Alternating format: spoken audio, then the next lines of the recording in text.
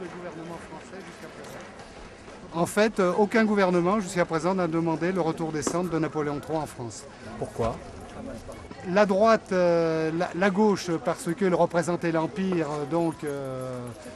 et puis la droite parce qu'elle ne s'assumait pas pleinement et parce qu'elle n'avait pas compris que l'empereur était ni droite ni gauche, mais également de droite et de gauche. D'accord. On le situait comme ça, sans, Tout à fait. sans Tout à fait. étiquette politique. En fait, il était économiquement libéral, donc on dirait de droite, mais d'esprit, il était socialiste, puisqu'il considérait qu'il fallait atteindre la prospérité économique pour qu'il y ait des retombées sur l'ensemble du peuple.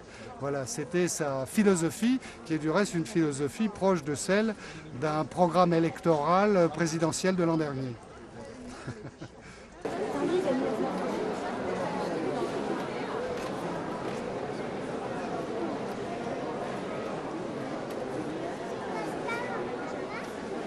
Je crois que, bien entendu, tout le monde en France connaît Napoléon III, mais il n'est pas évident, il n'est pas certain, et à Vichy, nous savons bien, que tout le monde connaît Napoléon III dans le bon sens et pour ce qu'il a fait d'extrêmement positif, pas seulement pour Vichy, mais pour toute la France. Et donc, le devoir d'information que nous avons ici, dans une des villes napoléoniennes, c'est de faire mieux comprendre cet incompris qu'était Napoléon III. Et le deuxième devoir d'information, ça va peut-être paraître bizarre, mais il est aussi vis-à-vis de la Croix-Rouge. Je dirais, je dis, tout le monde connaît la Croix-Rouge, ou plutôt tout le monde croit connaître la Croix-Rouge. Tout au long de l'année, la Croix-Rouge française de Vichy travaille ardemment pour distribuer tout un ensemble de repas. 4500, je donne le chiffre, 4500 repas ont été distribués en 2007. C'est quand même important. 4500 repas ont été donc distribués durant l'année 2007 et ça c'est important. Et puis grâce à vous, on a pu quand même aider les plus démunis à se vêtir au nombre de 2400 personnes. 2400 personnes qui, grâce à vous, grâce à vos dons, ont pu donc se vêtir et durant l'hiver, bien entendu, sachant que la Croix-Rouge française aussi recoue tous les vêtements pour qu'ils puissent être bien portés. C'est en 1859 que Henri Dunant, lors de la bataille de Solferino, a sans distinction de race, nationalité ou de religion, secouru avec des villageois les blessés. Cette idée de secourir en toute neutralité, d'aide et de secours aux blessés de guerre, il l'a développée en rencontrant en 1862 Napoléon III.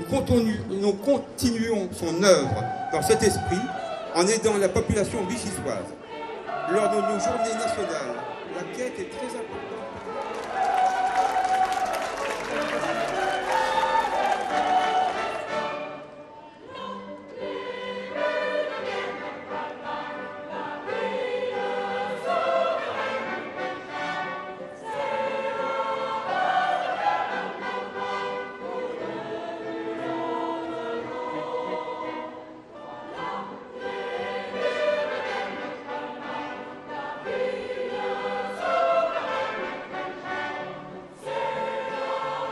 Il y a quand même des zones d'ombre un peu dans le règne de Napoléon III. On parle souvent du 2 décembre, de la chute. Alors, il n'y a absolument aucune zone d'ombre, puisque le 2 décembre, il prend le pouvoir au soulagement de la population, puisque c'était pour rétablir le suffrage universel, ce qu'il a fait.